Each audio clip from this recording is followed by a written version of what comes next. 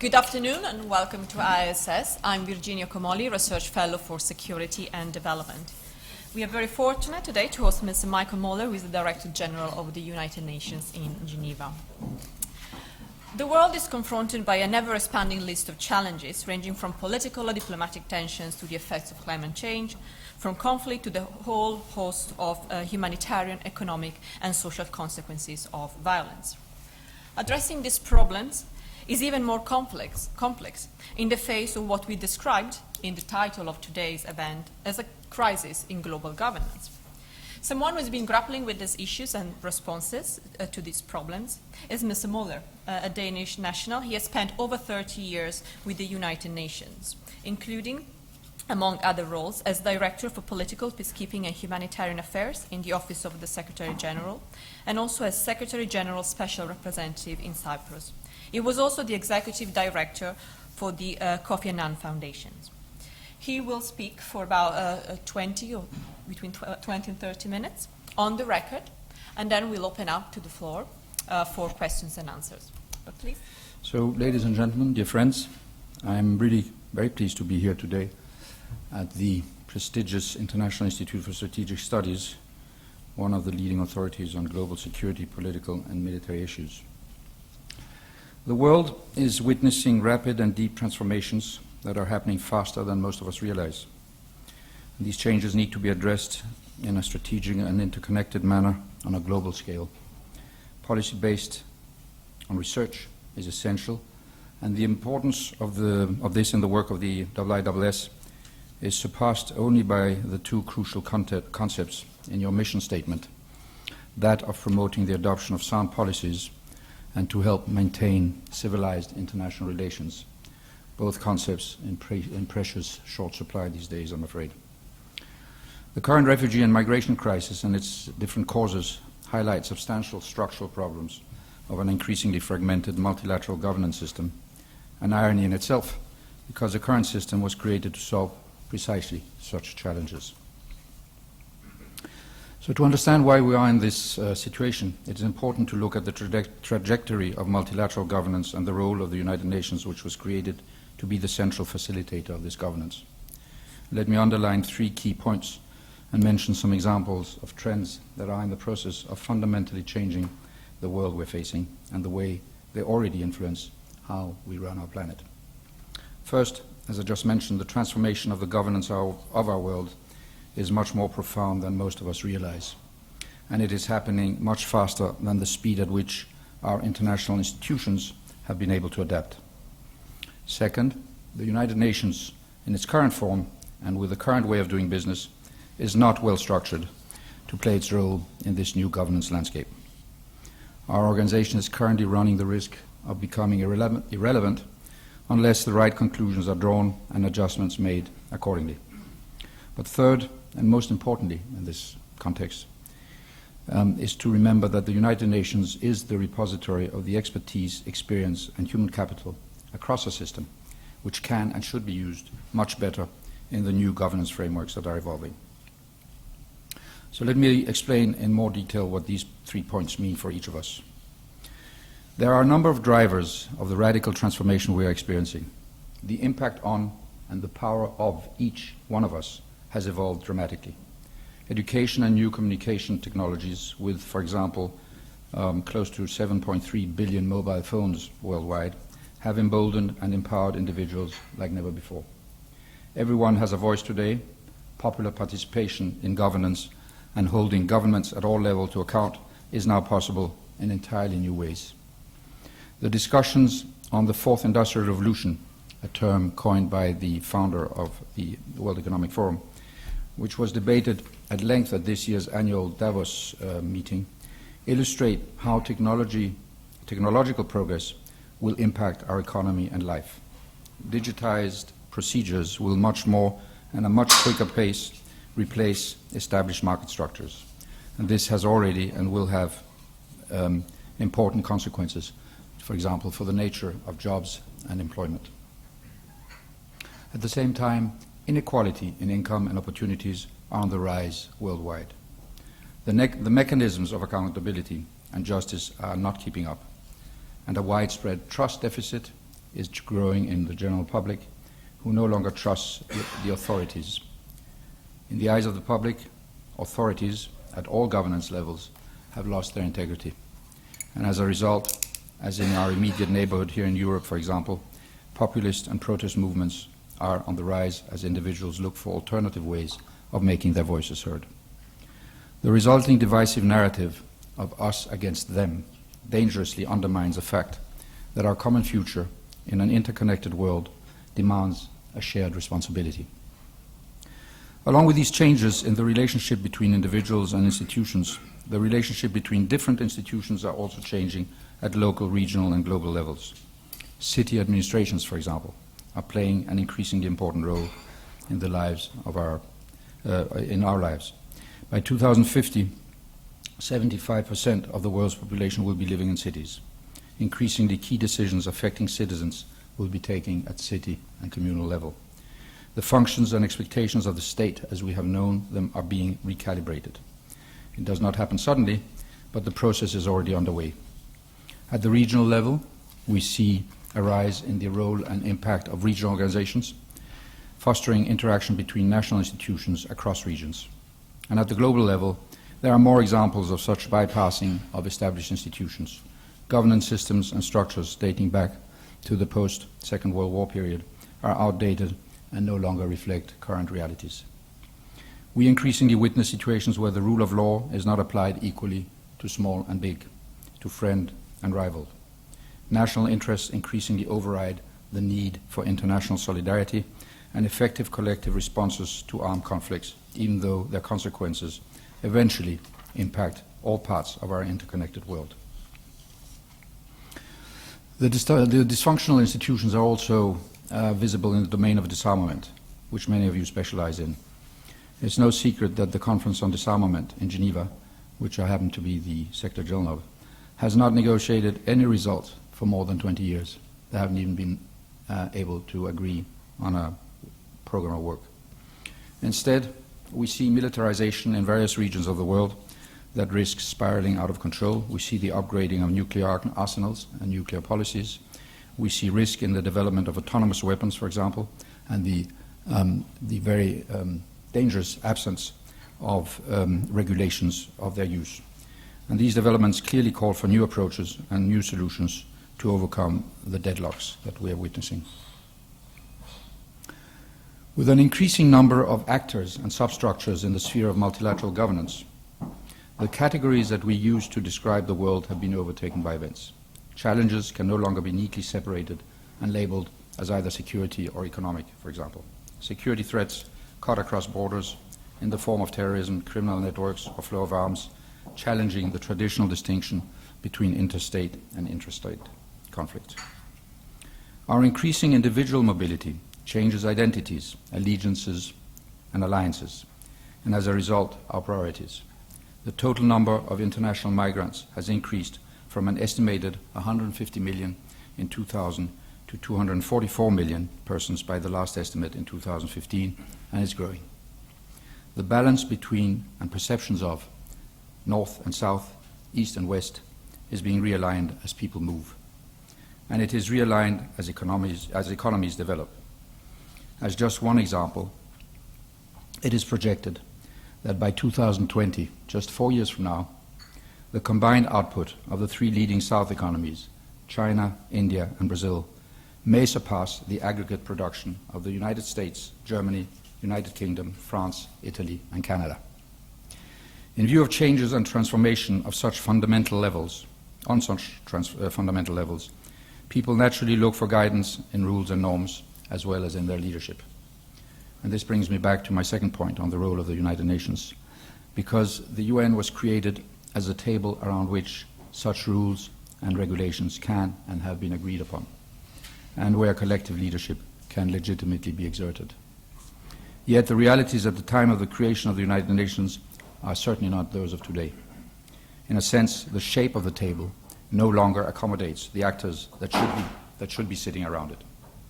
This refers first and foremost to the Security Council, tasked with addressing issues that threaten international peace and security. But it refers far beyond that body and the whole United Nations system has yet to become sufficiently flexible and inclusive. But while acknowledging these mostly political shortcomings, let me remind you again, as I do very often, that we must not ignore the effective operational work with which the United Nations continuously and positively impacts each and every individual around the world in any 24-hour period. By most objective measures of human well-being, the past decades have, on average, been the best in history for humankind. More and more people in more and more places are enjoying better lives than ever before. And the United Nations family and its partners have been a decisive element in contributing to this state of affairs. This work, which is largely unappreciated by the public, often forgotten by politicians, and unreported by world media, goes from the practical to the more existential. For example, from the road signs we all saw on the way to the venue today, to medical guidelines for checks to be carried out before an operation, to international dialing codes for the phones that we all have, to standards for the food that we eat, to capacity building for developing countries to be able to trade more effectively, to the clearing of millions of landmines to help communities develop, to the millions of children that get vaccinated across the globe, and to the integration of human rights into all that we do, just to name a few examples. Every single one of you in this room is impacted by these activities every day of your lives, and most of you are oblivious to that fact. The tragic situation in Syria is a good example of this. The Syrian people have been let down by the international community's inability to unite behind a political solution. It is a failure, and we cannot call it by any other name. But while the Security Council has been unable to come to a common understanding and take action, the United Nations family of organizations has provided over 1 million metric tons of food, the equivalent of about the weight of about 11 cruise ships, to Syrians since the beginning of the conflict. The United Nations agencies and programs have enabled millions to get clean water, helped more than 2 million children to go to school in 2014, vaccinated close to 3 million children against polio, and continues to assist the now close to 5 million refugees and millions more of internally displaced. In addition, the United Nations led the elimination of the declared chemical weapons programs in Syria. These are impressive numbers, but they are also unsustainable numbers. The increasing complexity and scale of crisis resulting from the inability to find political solutions pushes the capacity of the humanitarian and developmental responders to the limit. The global humanitarian appeal for 2016 has reached a high of just over $20 billion. As of March 2016, this is global, but as of March of 2016, a month ago, only about 1.5 billion has been received, leaving the current shortfall to around 19 billion. This funding gap comes at a time when many states are actually increasing their humanitarian funding, recognizing that if the United Nations did not provide support, nobody would. But needs are outstripping resources. And the only way to get ahead of the curve is through a serious review of the relationship between developmental and humanitarian interventions, or put more simply, through a better and more effective prevention. Real prevention, not lip service prevention. Prevention in the form of better investment in institutions and programs that reduce the risk of conflict and natural disasters is cheaper than the humanitarian aid required to respond to them. And despite this well-known truism, short-term thinking, often tied to political electoral cycles, still dominates, and this clearly must change. Ladies and gentlemen, the primary challenge for the United Nations then is to draw together the actors and issues of multilateral governance at a time of increasing fragmentation. It cannot do this as long as the United Nations system itself is fragmented and static. So what is needed to adjust the United Nations and multilateral governance at large to the major transformations we have witnessed over the past 70 years? Since its creation 70 years ago, the UN has developed an impressive pool of expertise and tools to respond to different situations. With its unique convening power, the UN bridges fragmentation and differences and is able to bring together a wide variety of actors. And the frameworks that have been created last year provide us with an opportunity to capitalize on this convening power, as was so vividly proven last September when 193 member states agreed to the 2030 Sustainable Development Agenda, the roadmap for all of us. It is an incredibly ambitious program with 17 Sustainable Development Goals. Their predecessors, the Millennium Development Goals, have over the past 15 years shown some impressive results. And let me just mention a few, because it's worth remembering. 2 decades ago, nearly half of the developing world lived in extreme poverty. This number has declined by more than half, falling from 1.9 billion people in 1990 to 836 million in 2015. The world has witnessed dramatic improvement in gender equality in schooling. Gender parity in primary school has been achieved in the majority of countries. Globally, the under-5 mortality rate dropped from 90 to 43 deaths per 1,000 live births between 1990 and 2015, also a 50% drop. Maternal mortality ratio showed a decline of 45% worldwide, with most of the reductions occurring since 2000. Official development assistance from developed countries saw an increase of 66% in real terms from 2000 to 2014, reaching 135 million. The new 17 Sustainable Development Goals are a clear manifestation of the understanding that has evolved over the last several decades, that there will be no peace without development, no development without peace, and neither of these without human rights. And that understanding is and will remain the bedrock of our collective action to improve all our lives. The year 2015 will be remembered as a reference year when major historical international agreements were adopted. This obviously includes the Sustainable Development Goals that I just mentioned, which provide a framework for cooperation that is unprecedented in their comprehensiveness and their universality. In addition, last year's other important policy agendas, such as the Sendai Disaster Risk Reduction Framework, the Addis Ababa Action Agenda on Financing for Development, and the Paris Agreement on Climate Change, completed the most comprehensive set of targets the international community has ever agreed upon. And I see this as a strong commitment by our member states and all the non-state actors who have contributed to it. Last week's signing ceremony of the Paris Agreement underlined their commitment. With 175 countries signing this agreement, we witnessed the highest endorsement of any international agreement in history. Upcoming international conferences will hopefully further solidify this set of new rules, and particularly the World Humanitarian Summit next month in Istanbul. All of these frameworks are intimately interlinked, and our efforts will have to converge in their implementation. You cannot talk about development without talking about climate, and you cannot talk about reducing the risk and consequences of disasters without referring to the first two, for example. This is going to be a huge challenge, but the processes by which these agreements have been negotiated give reason for optimism. In the preparations of the Sustainable Development Goals, the United Nations brought together member states, international and regional organizations, parliaments, civil society, academia, the private sector, and many other actors, including between 7 and 10 million people online in a truly inclusive process. And the climate conference in Paris has equally attracted actors from all these communities and interest groups. At local, national, and international governance levels, we have to work horizontally across issues, reflecting the interconnectedness of today's challenges and transformation processes taking place around us. Cooperation across national ministries and international organizations will be crucial. Most national systems are organized into individual ministries which do not coordinate enough between each other. The international system mirrors this approach.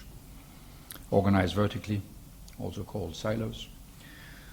And this needs to change into a more integrated, collaborative, and inclusive approach. This includes further strengthening the links between international organizations and parliaments, who are going to be essential for the implementation of any agreement made at the global level.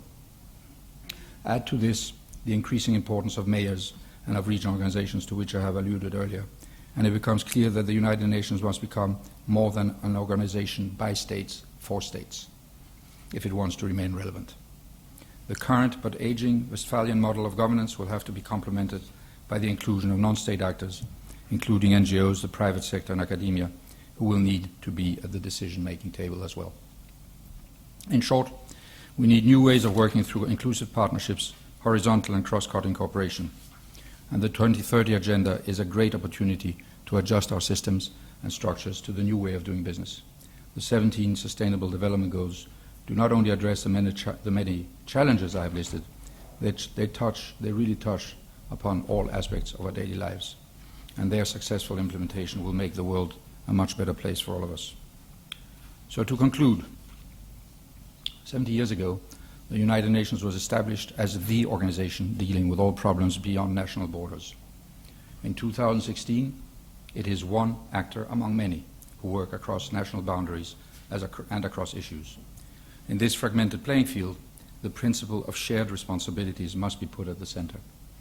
The UN can be the lead organizations which facilitates interaction to identify responsibilities and actors that can take them on. In many areas, the UN itself will continue to provide the services no other actor can or wants to deliver. But to increase effectiveness, we need institutional reform or restructuring of the Security Council and of the organization as a whole to make our decision-making more representative, more legitimate, and more credible.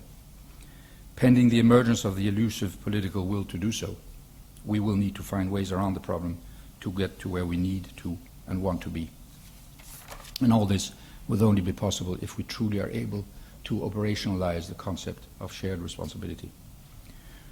Responding to the significant transformation that is unfolding, and in order to help structure the fragmented playing field of multilateral governance, 3 steps are necessary. First, we need to shift our focus to prevention. A lot of the problems we are facing today in the Middle East, for example, and their major spillover effects on all of us, could have been avoided if we had been better at targeting the root causes of the conflict to start with. Targeting the operational and effective work that the United Nations carries out on the political and developmental challenges that sooner rather than later translate into crisis and humanitarian needs is essential. Second, we need to become much better at working horizontally across issues and thus reinforcing a sense of shared responsibility for a common future. New partnerships are required. And third, in a world where individuals are increasingly empowered through technology and education, we need to get better at educating and communicating directly with them. Well-informed individuals who know about the shortcomings as well as the unparalleled benefits of the work of the United Nations, and for them personally, will be the first in line to drive the positive change that is needed. And in order to help that process along, we have just launched, and in the process of launching, a new portal called Geneva Data CH. I invite you to look at it. It hasn't been inaugurated yet, but it is a portal that collects the absolute mountains of data that we have, the different organizations in the system, for the time being those who are headquartered and in Geneva, and puts it at the disposal of anybody who wants to click on. They are organized, the data and the information is organized in the 17 development goals, and you can find quite an amazing amount of information there.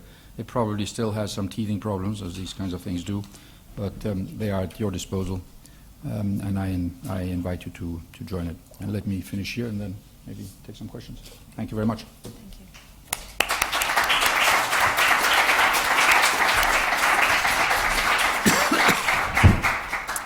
Well, thank you very much. Now we have about half an hour for questions from the floor. But before I turn to the floor, I'd like to ask a question of my own. You made reference to the importance of educating and informing people, and of course the media have a very big role to play in this. I know you've been very vocal in encouraging the media to take a more constructive approach to the news. What would you like to see the media doing when they report conflict? What would be your ideal approach? Does this work? Yes. Well, I was just having a meeting this morning with a number of your media representatives here, and to put it very simply, the 3 objectives of media, as I see it, which is to inform, to educate, and to stand up to power, of hold power accountable. The weakest one is the second one, the education aspect, where I feel and many feel that across the world media have abdicated a great part of the responsibility to educate in an objective and fair way. I think that it is important because, as I said, everybody has access to information, everybody has the possibility of emitting an opinion, Most of those opinions are ill-informed when we talk about 7 billion people across the world. And it's imperative that, the educational system, hand in hand with the media system, gets better at informing these people and educating them on what's happening and where they themselves fit into the greater scheme of things. There's a new trend now, which is called constructive news, which is taking on very quickly across the board, because it's turning out that people actually prefer that way of getting information, which in essence says that, of course, you have to continue to report on crisis and catastrophes, but when you do, at the same time, also report on solutions that have been found to these crises somewhere around the world. And if that alone will already start the ball rolling on setting the news on a different path.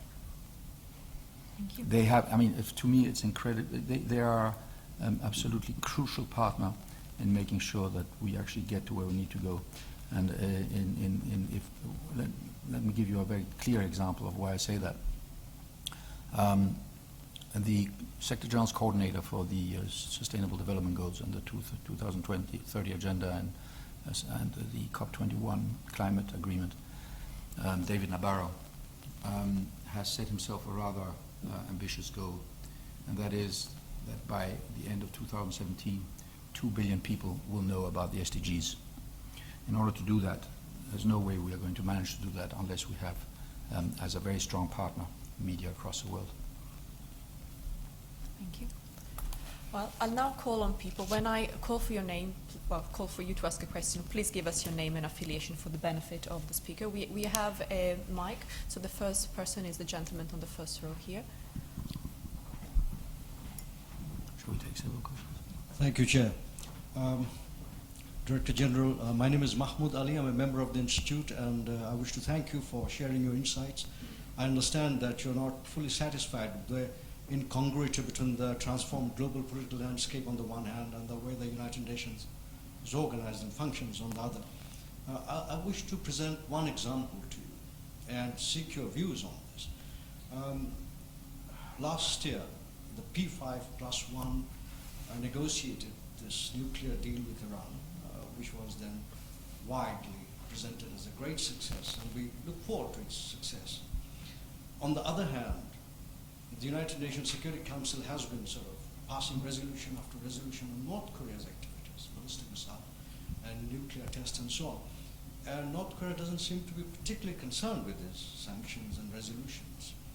Why is this difference, and what is the Security Council doing about it? Why the difference? And corollary to this, you talk about shared responsibility. Until you can actually bring shared responsibility to bear on the United Nations function, what can we do? How long shall we wait? Who will bring about that change? Thank you. Thank you. And the gentleman behind you. Thank you. Thank you, Madam Chair. Gordon Wilson, Fellow of the Royal United Services Institute and a member here. Director General, you haven't said anything about R2P. Could you, philosophy, could you say if this is still on the United Nations agenda or has proved too difficult to implement? I mean, you could say that the failure of the British and American governments to initially get involved in Syria was when the situation was clearly an R2P situation, abandoned it because the political decision was almost too difficult to make. Thank you. And Ben Bilski on the last row. Thank you, Director General. Benjamin Bilski, Director at Pericles Foundation. I also had a question about the responsibility to protect. R2P, since it was implemented and brought up in the World Summit Outcome 2005, has been an engine for UN reform. Is shared responsibility a successor concept, or is it a complementary concept? And how do you see R2P driving UN reform? Perhaps with the shared responsibility concept. Thank you. Yeah. They're all linked, actually. So the difference in the treatment of the Security Council and how to change that, and how long should we wait for the change to arrive. Let me address the last question. I don't think you should wait, or we should wait, or nobody should wait. I think it's high time for the pressure particularly from outside of the Security Council itself, to push for either a restructuring of a council that needs to be more representative, more effective, and more legitimate in its activities, and therefore will build the trust that is needed, crucial in the world population, that it is the body that is going to take care of our collective peace and security. And if it can't, then we have to move on and find other ways of dealing with those really extraordinarily pressing challenges. There are ways of doing that. We've been now trying to reform the Security Council for 25 years, if not more. One of the big problems that is happening, and is still happening, is that the attempted reforms of the Council are done in the context of yesterday's realities. The world has moved, the challenges are different, the geopolitical balances are different, the reality writ large is different, and one of the reasons that we're not getting anywhere is precisely because we're trying to solve it using the frameworks that we created 70 years ago. So we have to think completely different, totally outside of the box on how we restructure that. That's a longer conversation. I'll be happy to have it afterwards. Why is it different in the way that they treated the Iran file and they treated the... I think that, first of all, the Iran file had some very powerful patrons. The solution, the search for a solution, particularly the P5, and the perceived threat of a non-solution went far beyond just the nuclear aspect of it. It's really an element that hopefully we will see in the reverse of a deal that took care, hopefully, of the nuclear issue, but which will have an impact, a geopolitical impact in the region far beyond what most of us think. I think it's a part of the search for a solution on what's happening in Syria, what's happening in the Israel-Palestine issue, what's happening in Iraq, what's happening in Afghanistan and other places. The realignment, the political realignment of the region, which we are beginning to see, hopefully will help us come to grips with what has been an intractable overall regional problem for far too long. North Korea is equally an important and threatening issue, but not, I think, at least at this particular historical moment, perceived of the same order of magnitude. And also because you have one of the P5 members, China, who is very jealous of its prerogatives in finding a solution there, and that any solution that is perceived by them as being inimical to their interest or threatening to their peace and comfort, they're simply not going to go along with. So the alignment for North Korea is not yet where the alignment for Iran was at this particular time. One answer that you give me. R2P. I think R2P is quite an extraordinary invention in many ways, and was very counterintuitive that we even got it at the time when it was approved. And I think that this is one of those issues, and where you cannot expect it to really take roots overnight, and that is something that slowly is seeping into first the mainstream, but also the bloodstream of the system, not just the UN system, but the international system. I think that it is doing so. I find it very interesting that where we have had for the last 2 or 3 years a kind of benign neglect of the very concept, and has been left aside, not too much talk about it apart from those advocates whose job it is to keep it alive, where I now see more and more interest also in the member states, and also member states that normally don't really talk about R2P are picking it up and are making themselves advocates for some renewed interest and renewed structuring of how this is going to be fed into the way that we do our business. I think that the Secretary General's initiative, Human Rights Up Front, which is kind of an additional to that concept, where the idea is that we should use our collective presences, the UN's, to ring the alarm bell when things are going wrong, so that we can effectively do some prevention, as I was talking about before, is part of that new trend that we are seeing. It reminds me to some extent of the way, if you look at the way that human rights as a concept has evolved in the system.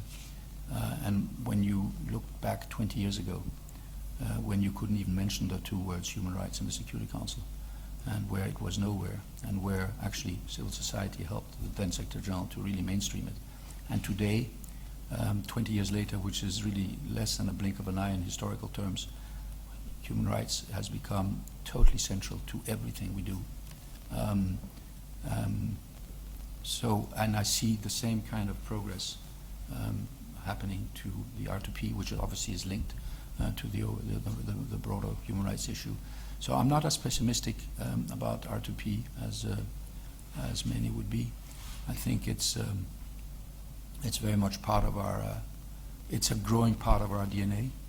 It's one that needs to be pushed. Of course, it speaks more than many other concepts. It's directly confrontational to the notion of national sovereignty. But nevertheless, it's more and more accepted, and I think that it will grow in importance and also will be fed into not just our political and peace and security dialogue and discourse, but more importantly, that it starts getting fed into our operational activities and the way that we craft our projects, the way that the development system embraces it also as an existential part of the way that we look at our responsibilities. So I think that it is moving. You mentioned the shared responsibility. I hadn't thought of it as a new concept. I just use it as but it's fine. I think it's perfectly fine. And of course it is. It is part and parcel. It's an addition, if you want. It's certainly not two different things. None of what we do today, and much less a concept and a project like R2P or human rights or anything else that we do, is going to be implementable and effective unless we do it in a collaborative way. Which is why I find the current fragmentation self-defeating and slightly strange. And at the same time, as I said, last year was an extraordinary year in terms of the new policy frameworks we were given. And again, completely counterintuitive and very, to many people, very surprising that we managed to get them, given the fragmentation that we're seeing right now. Fragmentation and the walking away from the rules and the norms that we have established over the past 70 years, and where everybody's kind of off doing whatever they think they want to. So I think there is a recalibration. Clearly the rules that we have lived by, and many of the rules that we've lived by over the past 70 years are antiquated and need to be reviewed. Some new ones need to be made. The obvious and very topical issue of migration and refugees is very much one in which we need to come up with some new legal frameworks and some new operational frameworks to deal with what is going to become a massive problem in our lives over the next decades, particularly when climate refugees start kicking in. So there are some new collaborative efforts that need to be made. All of these much facilitated by this new roadmap that we have given ourselves and called the SDGs. Okay. Is that mine? No, it's not mine. Yeah. Okay. Thank you. We can now go for a second round. Richard Bridge over there. Thank you. My name's Richard Bridge from BP, the energy company. Thank you very much, Director General, for the portrait that you've painted. My question is about the Conference on Disarmament, and I wonder who do you think or which institutions are responsible for the failure of the Conference on Disarmament to set a work programme for many years? And secondly, if the Conference on Disarmament doesn't set about the complex tasks which face it, then will the action move somewhere else, or has the action perhaps already moved somewhere else? Thank you. Sarah Cotton over there. Hi, thank you. I'm Sarah Cotton from the International Committee of the Red Cross. One of the things that we're extremely concerned about is the violation, a widespread violation of international humanitarian law. I wondered if you could say a few words on that in conjunction with the global governance crisis and ensuring accountability amongst states for violations. Thank you.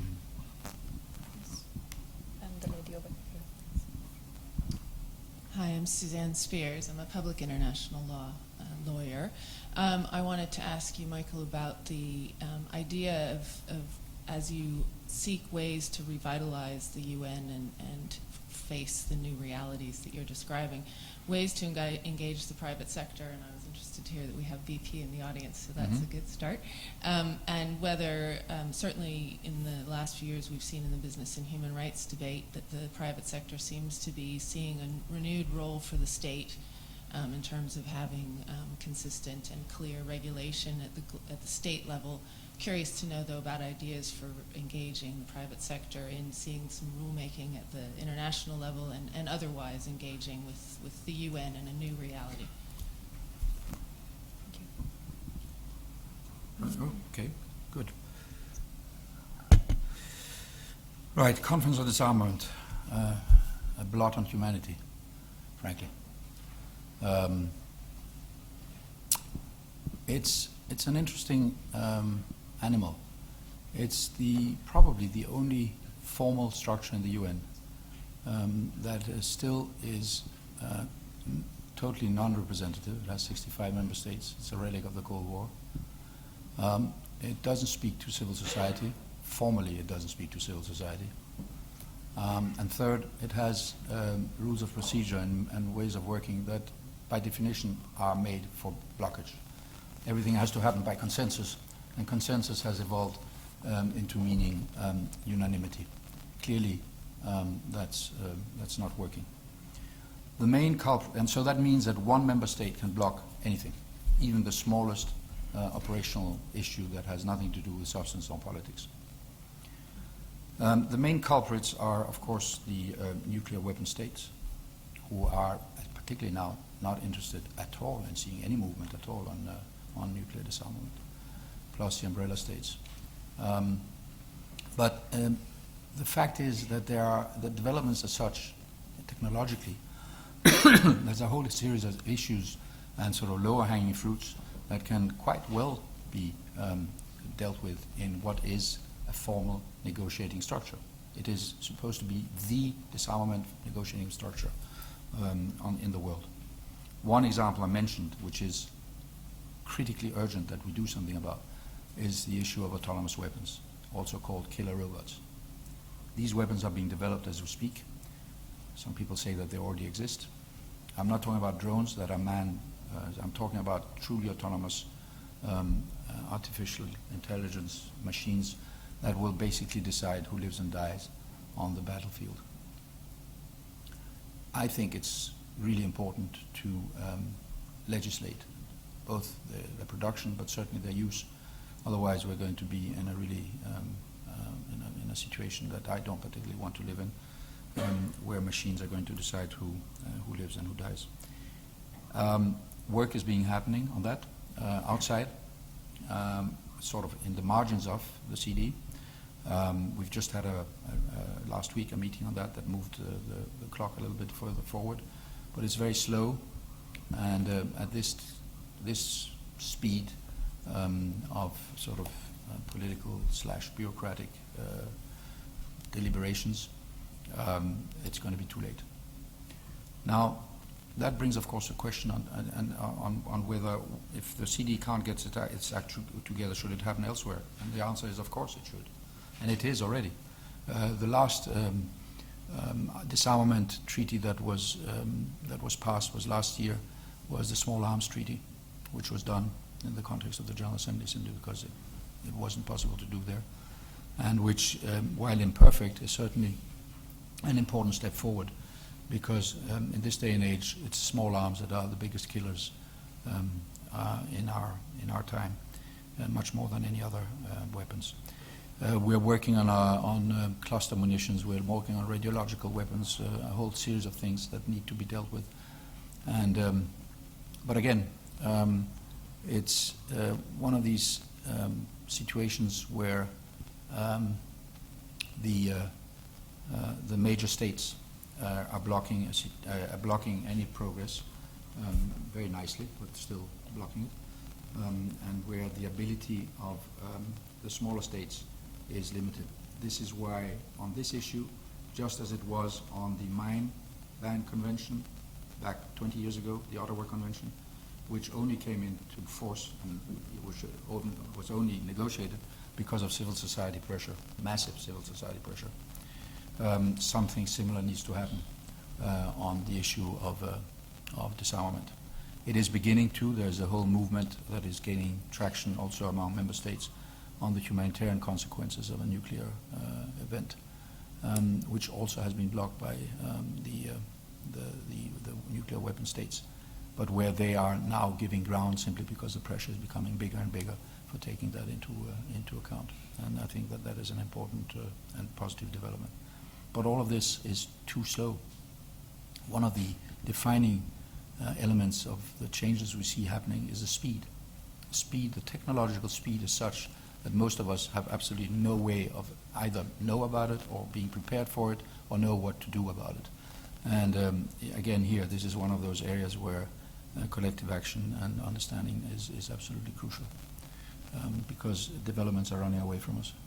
And the whole issue, I'm going a little bit off the specifics of what you asked for, but those changes demand some very serious and urgent work on how we're going to ensure that ethics are included into the way that they're developed and they're used. Human rights issues, governance issues, it's quite major. On the violation of humanitarian law, clearly it's a major problem. It's one that I think for the first time your boss, Mr. Mara, and the Secretary General addressed jointly a couple of months ago in a public statement of the need to come back to respect for humanitarian law, for international humanitarian law. There are both your own colleagues and others in the humanitarian field, but also in the political field, are trying to come up with ideas and are pushing very hard to make sure that this is happening. But this problem is situated in the wider problem that we have now, that I mentioned before, of a generalized walking away from the rule of law. So we again is one where we must partner. We, the international organizations and the international system, absolutely must partner with civil society in order to bring back the moral imperative of and the organizational imperative for us all to come back to a rules-based management of our planet. Which brings me to Suzanne's question about the private sector. Clearly, there are just as important. When I say civil society, I obviously also include the private sector. And in many ways, are already a very important partner in many of the things that we do. Quite apart from the human rights aspect, the one area where it has proven to be critical and where I would say that in many ways the business sector took the lead is the climate change issues and negotiations. I don't think that we would have had the result we had in Paris, quite apart from the sterling diplomatic work by the French, if it hadn't been for the business community and civil society. We are now, and interestingly enough, when I look, that is the positive aspect of it, when I look at the absolutely amazing speed and depth and breadth with which the business sector has appropriated the SDGs, the Sustainable Development Goals, changing their business models, changing their priorities, realigning their policies, and even realigning the way they measure success to walk away from just looking at dollars and cents and measure it against the implementation of the goals is quite uplifting. Same in the civil society. And here I come back to what I said to the first question. The system is in the risk of being left behind. If we don't get our act together, people will implement these goals, whether we like it or not. It would be a pity if it was done without the system, because we have a lot to to contribute, to make sure that it happens in the best way, to share best practices, to be at the table around which many of these discussions can happen. But the way that these were built and negotiated, where the onus and the level of responsibility are shifted, both to different parts of society but also to the individual, means that there are thousands, if not hundreds of thousands, already now, and we're not even into a year, of initiatives being taken all over the globe in implementing these goals. So that's the good news. And in that, the business community is clamoring for, is not only taking initiatives, but also wants to make sure that it's part of the conversation and that we together help create a level playing field for all of these actors, so that everybody can benefit. So they are very much a big part of it. In Geneva, which many of you may not know, but is in fact the operational hub of the international system in many ways. There's no other place on the planet that has as many actors that deal with issues that affect us all at the technical level. The growing interaction between the business community and these different technical agencies is happening every day, with joint processes, joint projects, joint policies, if you want, and policy statements.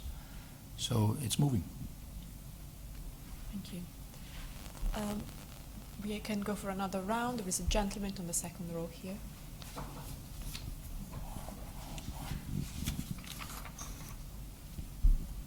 Thank you, Director General. I'm Filippo Costa, Teaching Fellow, King's College London, UCL.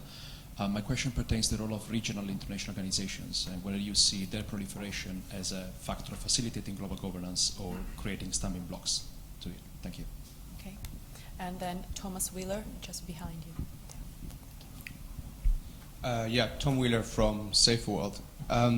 Thanks for your comments. You mentioned quite a few times, and just in that last bit, you referenced the SDGs as playing quite a pivotal role in global governance. But I wonder if you could expand on that a little bit more, on how they can be quite an important tool in the wider global governance toolbox, and how we sort of make that happen and bring them more centrally to the fore of the multilateral system. More central too? Make them a more central tool in the global governance. Oh, tools, okay. Yeah. Mm-hmm. Yes. Okay. Sure. So regional organizations, incredibly important, and increasingly important in the panoply of actors. Just to link back to the last question on SDGs, their implementation is going to be uneven, mainly because there are different needs. If you look at the European area, it's different from the African area, etc. Regional organizations are going to have an important part to play in that. I think regional organizations are already those who have the wherewithal and have structured themselves accordingly, like in Africa with the AU, and lesser extent in other parts of the world on the peace and security area as well, are becoming more and more important. We could not do the peacekeeping that we do in Africa without the AU right now. It's quite clear, both in terms of reach and in terms of personnel and in terms of it's not perfect, but it's what it is. One of the interesting evidences of that, if you want, is even within our own system. We have something called the Regional Economic Commissions, of which we have 5. Most of you have never heard of them, simply because they have been kind of working in the shadows.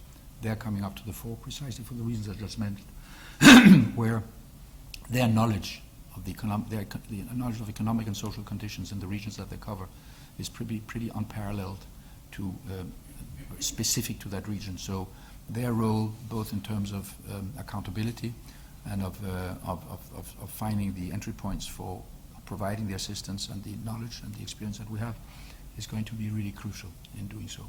So, but even in terms of broader and more long-term issues of global governance, I think that regional organizations will play a much bigger role. If you look, for example, at ASEAN right now, they are kind of tooling up and giving themselves a little bit more heft and ability to also play some greater role. It's been a quite timid regional organizations until now. In Latin America, the Latin Americans themselves have created new regional organizations, putting aside the US and Canada as being too intrusive. And they are actually using it in many ways to just as much benefit to the region as the AU is trying to. So yes, my question is, without any question, it's going to be very important and something worth studying and certainly worth looking at also from an academic point of view.